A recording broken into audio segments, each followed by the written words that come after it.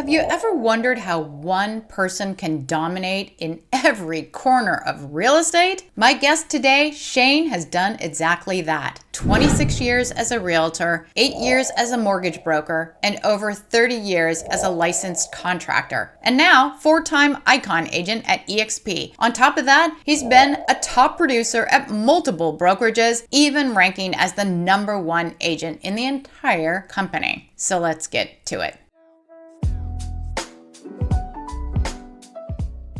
I'm Karrie Hill, lawyer turned realtor and EXP certified mentor, and today I'm introducing you to Shanne, someone who has mastered real estate from every angle, lending, construction, and sales. He built a 26-year track record in real estate sales that make him one of the most versatile agents in the business. His background means he doesn't just sell homes. He knows how they're financed, how they're built, and how to lead clients to the closing table with unmatched expertise. Okay, this is Shanne. He is a super successful agent. I'm so excited to have him here. He's in Santa Cruz, the Bay Area, and also works down in Los Angeles. So welcome to the channel today, Shanne. Thank you so much for coming on. Thanks, Karrie. Great to see you. Excited to be on with you. Yay! So first thing, I just want to know if you could tell everybody like what your background was that led you to getting into real estate. Yeah, well, it's been a long one, so I'll keep it short. But just to be brief about it, I went to college, wanted to be a sports medicine doctor. Chemistry derailed me. I was like, I can't do this. Got into business and was transferred to the Bay Area, San Jose State Business School, business management. And during that time, while working at Wells Fargo Bank, I was with the merchant teller window, and we're always having competitions selling credit cards and all these different things. And one day this real estate broker came in and he's like, hey, every time I'm here, you're selling me something. Come talk to me. Come to my office after work. I'm sure that you're probably not getting paid a lot to be selling all this stuff. So it's so crazy. I went and met with this guy probably like in 1998, 1997, something like that. Went and met with him and he talked to me about real estate. He's like, hey, go take the principles course. He's like, do all this. He's like, when you're done, I'll reimburse you for everything, go take the test and I want to teach you real estate. Very successful broker actually in the Bay Area. And that's what started the journey into real estate because I grew up building houses. My dad was a general contractor. I mean, my parents are immigrants from Portugal. My dad went from working for a contractor to having his own business, successful business. And me and the brother below me kind of took over and helped them take over. And then essentially, because I'm in real estate, my brother completely took over the business. And eventually I ended up getting my contractor's license as well, just because we couldn't keep up with all the business. And we like to use our skills to help our clients with their listings and such. So here I am, 26 years in real estate, 32 years of construction history. And I've worked my way from getting my license to becoming a broker, having my own branch, and to essentially having served in all phases of primarily residential real estate, but all levels from defaults and corporate relocations and referrals, and I mean all of it. I've done a lot. I've pretty much touched on every piece of residential real estate, including even mobile homes. Wow.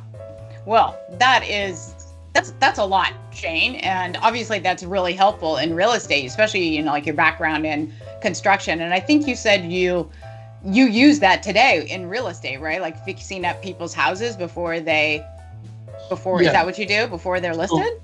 So look, I don't swing the hammer anymore as much as I love to get my hands dirty. I really just have my license to have a legitimate business for bigger projects. Workers' comp, you have your crew, it went from just doing little cosmetic stuff to like really digging in. And I do have a couple, like my brother's company or another remodeling contractor I work with, but they don't have enough manpower or bandwidth to take on my projects. So I literally got the license to have my own crew, so I don't have to wait for people. Because if I get a listing today and we want to be on the market in 3 weeks, I can move my guys right in. And so essentially the construction supports the real estate. I'm real estate first. I'm not trying to go back into construction. Look, construction's great. And if I was going to focus on that full time, I'm sure I could make a great living. But I really love real estate, and I love the whole process, including the construction, the staging, the fixing up, the ways to invest. You know what I mean? So that's the whole purpose. So So when you first started in real estate, what was your biggest form of getting leads? Was it because of being in a construction industry, or was it something else? Oh, yeah. What did you The do mortgage. before that? It The was the mortgage. mortgage. I rolled out a mortgage. I hit real estate in 2008, foreclosures, short sales, and being a mortgage broker and having the reps at the banks and the title companies. And I was already really well versed in lending. I became like an instant like short sale like expert. Like it was easy to roll in, and at that time, a lot of the baby boomers. I started a boutique brokerage, and a lot of the baby boomers just weren't ready to adapt and adjust. At that time, 2008, 2009, you lost a lot of that generation of realtors that have been doing regular real estate for years. This new form of real estate kind of thinned it out. You know, there's been, have you seen in your career, just there's all these ups and downs of realtors coming in, realtors leaving, realtors coming in, and volume all over. Well, I just really I started letting my sphere know that I was selling. I started to have my past clients from mortgage, started doing a lot of short sales. Then I built relationships with asset management companies to start selling bank-owned properties. And then when they saw with my construction background that I could just manage all of it, then I got pushed all the way up to where you live. I was doing business all the way up there. Like I literally was doing like Big Sur to the south, all the way up north into Marin County, even up into almost into Sonoma County, just because of how well we did, managing for the banks. Instead of having all these different people having to come in and do estimates, they bring in my team. They already knew that our numbers were on point. We just go through the process. And so two things happened here. One is my past clients, the short sales and my skills and everything started building this database, but then also letting people know what I did in my warm market. And then once you start spreading out, you start meeting clients through all these listings everywhere. Then I started learning the Bay Area market, which our market here was not very high dollar at that time. It was cheap and there was not a lot of volume. I was an aggressive, ambitious in my early 20s, let's go. And so I learned, because of that, I learned the Bay Area markets. And that's, this kind of snowballed. My third year in real estate, I was number one in the whole brokerage in production. I closed 41 units my third year in sales, which was shocking because I was competing with luxury. We had a luxury office, luxury brokers and stuff. My average sale at that time was $250,000, and I closed 41 transactions. That was the power. You were busy. That was a lot of work for not very much money. Not very much money. You would have been very busy. Hey, and something what you're just talking about in that story right there, it also occurs to me that you were probably in the right place at the right time in 2008, 2009, with the market had changed a lot and there were new opportunities, which isn't that unlike today, where a lot of agents have left the field because of the very low inventory and sales that we've had now for, a couple of years, so low that they're as low as back then. And a lot of people have left. So it just reminds me of the people that might still be doing this today that are questioning it, when it could actually be an opportunity if there are less agents out there to take advantage of something like you were able to in 2008, 2009. Would you agree with that? Do you see any of that possibility? Well, I do. And what this brings to mind for me that I'm constantly telling agents I mentor is adaptability. You have to be adaptable to the market. I was adaptable as a mortgage broker.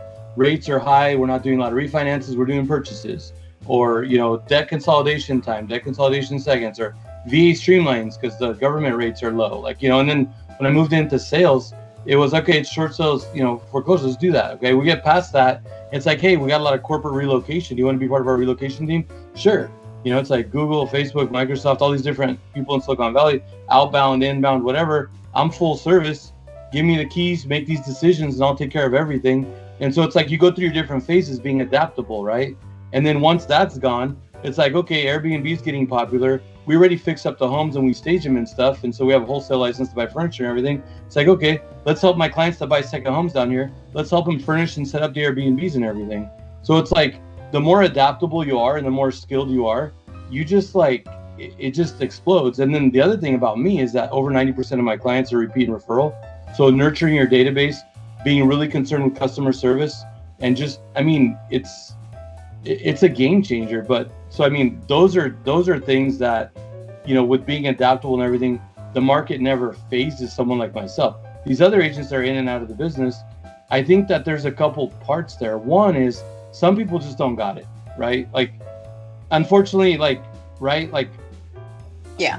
I'm not an electrical engineer sitting at a desk every day. Like, that's not me, right? But then they're probably not me, right? Because not to make cracks about engineers not having personalities, but I'm just saying, like, there's a certain amount of, is this what I can do? Because it's gotten so easy to get into real estate, get your license, that anybody thinks they can be a realtor, and every person you talk to has somebody they know that's a realtor, or 10 or 20. But the other piece of that too is, regardless of the market's never affected me making a living, but it's because, like, the level of commitment and drive to do the work, because that's the other piece. Like, I don't let people off the hook because of markets. I don't care if the volume's low. I don't care if the volume's high. I don't care what the market's doing. What are you doing? Because somebody's buying and selling. Somebody's representing them. Why can't it be you? And if you can't answer that question, then maybe you're not doing the right thing. And I don't mean to sound abrasive. I'm a nice guy, but I just get frustrated.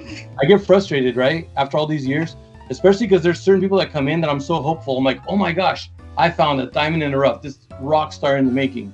Then it just like fizzles out. It's like, oh, again, so keep in mind, 9 out of 10 agents that I've met in my career are gone. At least 9 out of 10. Maybe it's even more if I really factor it out. And that's a statistic. Anyway, didn't mean to carry on that point, but you hit a nerve. No worries. It's really important for people to understand that. I mean, a lot of agents, as we know, I think is in the National Association of Realtors. I think they say something like 87% fail within 5 years. And it's probably mainly because of action, right? And consistency and going after it. It's not an easy career. It's a great career, but it's not easy. We work a lot of hours and we're entrepreneurs and we have a lot of things that we have to be motivated and to do ourselves. Anyway, the question I want to ask now is, you're like a rocket ship, right? You took off, you got a license and just took off. And I'm wondering, you've had a great career over this 26 years period. So what were your biggest obstacles in that, if you ever had any, and how did you solve them? Well, I think one of them is, like, not, everybody always jokes about ADHD and everything else. I was never really diagnosed until a couple of years ago, but I think for me, it's really hard to be focused. And so I was not good at the back end. Like, it's hard for me to sit in front of the computer and deal with all the techie stuff and to try to do all the management of the database and to, create marketing stuff. Like, it was hard for me to be on the back end. And so to fix that, I started finding people to help me that were strong where I was weak. And so that's how I kind of handled that obstacle. Another obstacle was, being really good at sales typically involves being a pretty emotional person. Like, as much as I'm like super alpha, pretty emotional guy. And when I was younger, before I really mastered how to, keep level to a certain extent, the emotional roller coaster could really impact my business. Bad breakup, divorce. I've had some health issues that have impacted. So it's like, there's been, in fact, biggest health issue was 3 years ago. I mean, cancer, that was the biggest one of all. And, and so it's like, life's going to happen. It's how do you bounce back? How do you work with it? And I think as I've progressed in my career, it's gotten a lot easier. Early in my career, even getting sucked in emotionally and wanting to argue or combat with nasty people in the business or bad clients or whatever. Now it's like, I'm just super calm. It's like, I don't get sucked in. Like, I don't let it affect me as much. And so I feel like there's a lot less challenges now because I choose up front. Like, I'm better about, like, you don't have to help everybody. You can pick and choose who you align with, who you want to work with. You don't have to just take everybody, because when you start, you got to build traction. So you're told, take whatever comes, get going, build the experience. But it's like, it took me about 5 or 6 years to pull that first lever to be like, okay, we can put a little boundary in here somewhere, because I never had that talk with me later because I got so busy. Never had that talk like, hey, by the way, you've been doing this long enough now that you can actually start pulling back and maybe focusing more where you're strong and not dealing with crappy people or unreasonable people. And so I think that, there's always going to be challenges. I mean, now later in my career, health, unfortunately, has been one that hit, more than once. But as far as like, dealing with clients and other agents and everything else, it's been less of an issue. I'm pretty good up front about just getting a good feeling about what I'm walking into. And then I'm also good about saying no, which I was always a yes man. I'm good about saying no now and drawing the boundaries. and being less concerned, because I'm so paranoid about perfect reviews and good customer service and everything that I was willing to compromise my own boundaries or what kind of abuse I would take, because of that. And there was, last piece of this, there's one significant day in 2014, in a 2-week period, I walked away from almost $20 million in listings. It was the moment that I realized, and my broker even called me and was like, what are you doing? One of them was 16 million. That's why the number's so high. And then the other 3 were, smaller. It's like, but anyway, I realized that I couldn't be bought. I wasn't going to deal with the abuse anymore.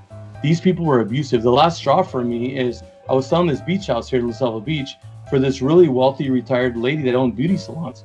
She lived on the Strand in Malibu, down there where the fires were, the Strand right there on the beach.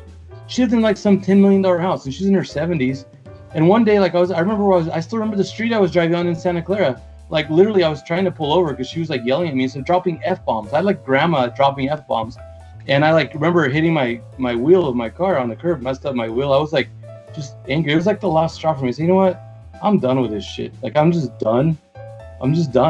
I went to all these people and said, you know what? Can't work with you anymore. The big listing was already expiring. And I walked out of the house, and the client he's one of those really wealthy people that owns a lot of other property. He's used to everybody. Like a lot of people like to cater to super rich because they want their business or whatever. They it's almost like they worship them. They just kiss up. I don't kiss up to people. I'm just real. I deserve to be respected. It doesn't matter if you have, a couple extra zeros in your bank account. It doesn't make you better than me. And so that was 11 years ago. I just drew a line in the sand. I'm like, I can't be bought. I'm not going to put up with it. I walked away from a $250,000 commission. I would do it again. I would walk away from $1 million not to be abused like that. That was a really big step in getting away from these pitfalls and challenges in your career. That is such good advice. And, such good advice for people when we see that, when we do get past of the basic, got it all together, doing good business, to actually make our life better as well by making better choices. And that's excellent advice. So if you were to start all over today, is there anything you would have done differently? I mean, again, like I said, you're just on a rocket ship that must have just taken off. Is there any other choice that you would have done instead? Well, I wish I would have been better about really organizing my database and getting client reviews, and really just from day one, just having all that tracked and just having more of a system in place. Because I do really well. Don't get me wrong, but it's I just feel like if I'd gotten all that in order and got set up sooner, then it would have been a lot easier to scale a lot faster. And, I think I would have been, even more successful and had a lot more balance, not the proverbial balance, but just more not running in chaos, off the seat of your pants, having more stability to where you can have your calendar time blocks, you have your systems, the clients, here's everything. And it's they're already coming in. Our past clients are they're really well versed on how we work, and they know a lot of my staff that's been around for a while. So right now, out of the 11 listings I have, 9 of them are past clients. That shows you how much, and it's not because, we do try to stay in front of them and stay in touch. Some of these clients I haven't talked to in a while, one of them came back to me recently, 19 years. I haven't talked to her in 19 years.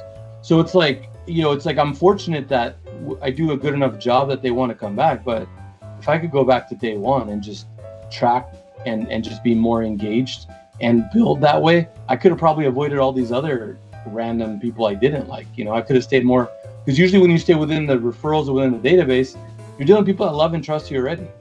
So it eliminates a lot of the other headaches. And so it's I think that's probably the biggest thing I would do. I think the other thing too is that I think I would hire a coach or a mentor sooner, because people didn't have time, even though I pretty much am one of those guys that's more self-made. I've created most of what I've done, these processes and what I've done, I've created most of it. I've gotten some pieces from some different coaching over the years, but to a certain extent, I am self-made. But there's certain parts where I didn't have to reinvent the wheel.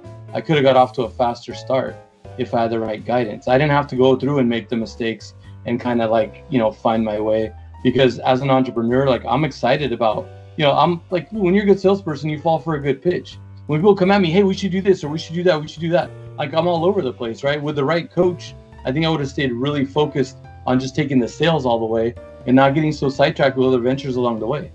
That actually brings me to my next question. I'm wondering if it's the same answer about like a coach, because I'm wondering what your tips would be for agents who are struggling right now. Well, like for me, because I do get asked that constantly, even by agents that work in my network, struggle. I mean, I think that going back to the basics, and you hear people talk about this all the time. Like, I mean, when people are trying to act like they don't know what's going on, the first thing I do is I grab a notebook, track everything you do every day for the next week, and then share that with me. I've gotten back one notebook in all these years. Like, it's number one, they're usually not doing the work, but those that are, because like there are those people that might not be cut out for it, or maybe they're not doing the right things. Because then the other issue is chasing the shiny objects. Well, I really want a door knock. So going back to like being able to react to the market and just adjusting, you got to look at your market. And if you need to talk to someone like myself that's more experienced, and be like, hey, you know what, I've been thinking about door knocking, what do you think? Or hey, I've been thinking about calling on expires and cancels, or I've been thinking about, like, literally, like, I'll sit down with them, we'll go over their market stats, and we can figure out pretty quickly where they should be focusing their energy. So if they are willing to put in the work and they are willing to be consistent, then what I recommend is just kind of having a strategy session with someone more experienced than yourself. It doesn't have to be a mentor. It could be one of your like colleagues, like a couple of these newer agents that reach out to me, they're not even my mentees, they just ask for advice and for help. And it's like, we can have a strategy session and evaluate what they call the lowest hanging fruit is. And like for me, 90% of the time, it's like you got to be hitting your sphere. Like I'm really big on who you know in your sphere. But then I got a multitude of activities and everything's free. Like there's so much free stuff you could do to get business. And so I basically would just strategize and just see, because I mean, if you're in a market that's got a ton of inventory and you're calling, on expires and cancels, like that's just an example. Like that's not where you want to be right now. If there's too many listings that aren't selling, let's go find some motivated buyers that you could get the deal of a century on, that you could sell quick. You need a paycheck? A buyer on a three-week close is like, that's check today. And like when you have so much inventory, because the problem we've had in a lot of these markets is no inventory the last few years. Right. Now all of a sudden certain areas have inventory. So go pick what you think are good deals, go make videos, go post them, go share, like, hey, check this out. And like, you see what I'm saying? It's like, you just have to, you have to figure out what problem to solve and be that person. You just need to be the person with the answer, not the person that I'm playing real estate. I'm going to spend all day on broker tour. I'm going to go on the beer bus on broker tour today. Then we're going to go eat lunch. Then I think there's a realtor happy hour. And then I think tomorrow we're going to go to this other chamber thing in the morning to have a breakfast. We're going to go chat. And then, I want to go see my friend's listing. And then like, it's like, no, like look, I don't go and do that stuff. Like if you're super established and you got everything running, you have a good system, you have a team, you can step out and enjoy life once in a while, or do the more funner things of, the fun things of real estate. But I think that when things are tough and you're struggling, you have to stay more disciplined than ever. You have to keep your head down and be working hard. And this is where people really struggle. You have to keep doing it without seeing results. You just have to do it. You just have to keep doing it. Like, because there's that consistency part. Really quick to interject is that I'm Mr. Instant Gratification. I struggled a lot, especially early in my career. I want it now. I want it all now. Like I just lost 60 pounds. Took a year and a half. I mean, when I started, I was like, oh my God, I want it gone next month. It's like, it's just like, it's hard to like, be fine with just taking your time. And so there's great books out there like Chop Wood, Carry Water, Pound the Stone, The Compound Effect. I mean, there's so many great books out there that I have read more than once that like tempered me to just do a little bit every day. Just stay the course. Chop Wood, Carry Water is a great one. Like, yeah, sorry, bro, you're not there yet. Like, it's like, just keep going. Like, just trust the process that you're going to get there. And 90% of people that can actually be that disciplined will get there. The other 10%, it's probably just not meant for you. It's just not set up for it. Wow. So many ideas in that, Shane. Thank you. And I have lots of ideas. Oh, no, it was so good. I'm sure people could rewind it and listen to it again. There was so much there. So I just have a couple more questions for you. One, I was wondering, we haven't talked about this at all. What brought you to EXP? This is funny. So I was, just because over the years, I've always stood out as one of the top, agents in the market. So you're constantly getting recruited. I mean, it's like, and even before the crash, it's like they're bribing you with trips and sushi dinners and front row tickets to concerts and I mean, you're just like, when you're a top producer in sales, like they give you the world. Like I started in mortgage up in Seattle for 3 years. And I mean, I was at Seafair on the water and yachts. I was in the front row at the Seahawks games. I was sitting courtside for when they had the Supersonic. Like it's just like my whole career since I was young. Like, I mean, I was like early 20s back then. I was like getting all this, like, you know, it's just, you're like this big eyed, like little kid in a candy store. It's like, oh my gosh. So it's like, you know, over the years, it's been constant. When you're producing, people want you. And so I got approached by XP multiple times and I thought it was a joke. Oh yeah, but like an online world and this cartoon game and avatars and like, you guys got to be kidding me. You know, it's like just I blew these guys off. But then when I was seriously looking to change brokerages, I was going to go back to the boutique brokerage where I started, which was what I ended up doing. But I had evaluated a bunch of brokerages at the time. And honestly, what finally made it happen for me was during COVID. Because of the regulations, our broker wouldn't let us work in our office. And I'd remodeled a private office for myself. Another broker in my office also had an office near me. It was just in the whole building. It was just like me with my 2 assistants and him with his assistant. Nobody else was around. And we were in our own spaces and who cares, COVID, whatever. But no, they're like, you can't be working here. I'm thinking, you know what? Like, it was perfect timing. I'm like, why am I paying so much split, like so much money, 6 figures to the brokerage? Can't even use the office. Like, what am I getting? So by chance, one of my mastermind groups started doing Zoom calls. I don't know if you got jumped on these Zoom calls during COVID, but remember how agents started like masterminding with each other, like what's going on with our business? And we all started talking. So one of my buddies, Mo in Bakersfield, he actually had a mastermind I was on. And one day he invited Mike Sherrard into the mastermind. And my one weakness, and I told you early on, like database marketing, that kind of thing was my weakness. And so when, you know, I wanted to level up my social media and video and everything. And so when I met Mike, I'd had a call with Mike afterwards and he had just joined EXP. And so it went from like working with him on marketing to like talking to him and Connor. It's like, hey, why don't you just move over here? And, you know, we'll have the marketing and everything else. And then, you know, Connor and I both play professional poker. We're both avid fishermen, both investors, flip out. Like we just had so much in alignment. And then Mike had so much energy. And it just, then I met one of their upline who's also a fisherman. And it's like, I don't know, between like, it's like the perfect storm, right? It's like, can't work in your office. You're paying all this split. EXP, like, you know, because you're a producer, it's only $16,000 to cap, you know, and it's like California prices, like literally like no brainer when you do the math. Right.